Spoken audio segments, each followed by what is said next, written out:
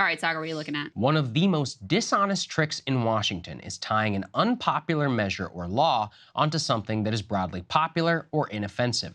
The hope is always people won't notice or that the consequences of not passing that particular legislation are so high that by allowing the unpopular rider onto it, people simply will not notice. It's the same way almost all of our bills move today. Everything is glommed together so that legislators cannot be held accountable for specific provisions. It is no mistake that the Biden administration then is using this dishonest trick to circumvent the will of the American people and ship billions of more dollars to the war in Ukraine. Quietly last week, the administration announced it will seek an additional $25 billion for the Ukrainian war effort. This request does not stand on its own. Instead, it will be tied directly to disaster relief funds here in the U.S. and for border enforcement. That is clearly to entice both Republicans and Democrats to vote for it. The request is not a mistake. It was made in the very same week that the majority of Americans came out against increased military aid to Ukraine and who think the historic $100 billion we've given them has been quite enough. The new funds, shockingly enough, are not even enough to, quote, get them over the hump, or even the promised end of requests from the administration. Officials tell reporters on Background instead the extra $25 billion is simply the request for the first quarter of the fiscal year, and forthcoming quarterly requests for future aid will continue. In other words, this is the most stark admission yet.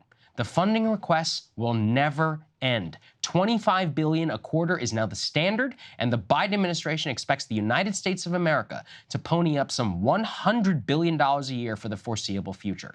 The stunning admission by the administration reveals much about this conflict. First and foremost is this: how much of a sweetheart deal Ukraine and Europeans are getting from Biden.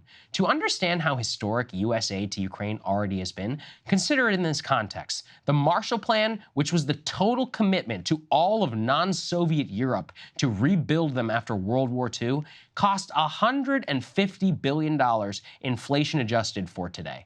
That is nearly approaching the sum the Biden administration wants to send in just 2 years to Ukraine, a country of which we have no trade relationship and is insignificant to the affairs of the world and our economic future. I once again am forced to show you this chart, which shows that whenever it comes to who's bankrolling this endeavor, it is almost entirely the United States. The U.S. has shelled out more than double what the entire European Union combined has. It has shelled out 10 times what the U.K. has, 10 times Germany. Germany, the largest economy on the entire European continent, whose security is arguably most threatened amongst the great powers of Europe, tries to make a show after the U.S. request. Here's what they will now consider. They will consider sending Ukraine $5 billion of military aid a year for the next 5 years. $5 billion. So basically, they will consider sending Ukraine over a 5-year period what Biden wants us to send Ukraine for a single quarter of this year. This is outrageous considering two things: the massively declining importance of Europe to the American way of life and the global economy. 2, the actual effect of said military aid on the ability of Ukraine to actually achieve realistic victory and the associated costs to U.S. defense readiness. I've done a whole monologue already on the question of Europe's declining importance to the United States, which I encourage you to go watch. But let's focus then on the latter part, and let's be really real. The U.S. and the global community have provided Ukraine with enough military aid to hold off one of the largest militaries on earth and hold nearly 80% of their own territory. That, on its face, is a tremendous victory. But because we have never defined terms, we are allowing Ukraine to hijack the debate. Instead of the story of their defense as a historic victory, which it is in context, they are refusing to accept any victory definition except for total restoration of their borders before the Russian invasion and reclaiming all of Crimea. Now, to accomplish this, they are expending thousands of their lives on the front line, requesting every weapon that the U.S. and Europe has at its disposal, and are firing some 90,000 shells per month. How has that worked out? Well, as you can see, despite the billions of dollars that we have pumped into Ukraine ahead of the anticipated counteroffensive, they have been able to take back a paltry area controlled by Russia.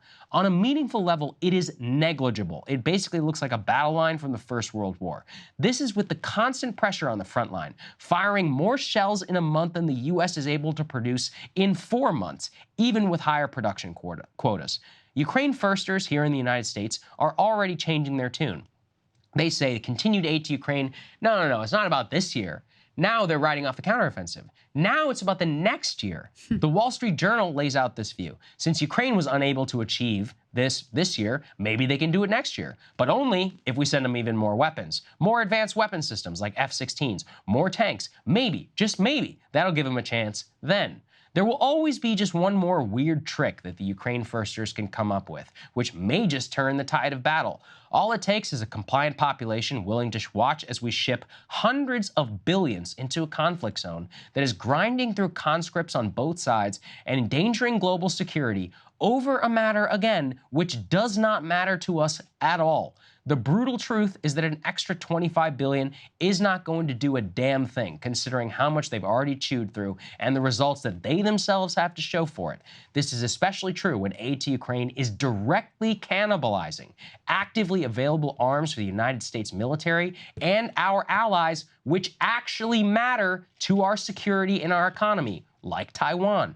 It is time for Congress to exercise its constitutional right and exert the influence that the founders actually intended. They need to deny the administration request and force them to explore now a diplomatic solution to this conflict that ends the massive expenditure of American aid, and it ends the raiding of Pentagon coffers and aligns American spending with actual American interests. Otherwise, Ukraine is going to be another Afghanistan or Iraq, if it's not already. We will be fooled into a never-ending conflict which bleeds us dry. It leaves us weaker, humiliated on the global stage. Unlike those, we have a choice today to actually choose our fate.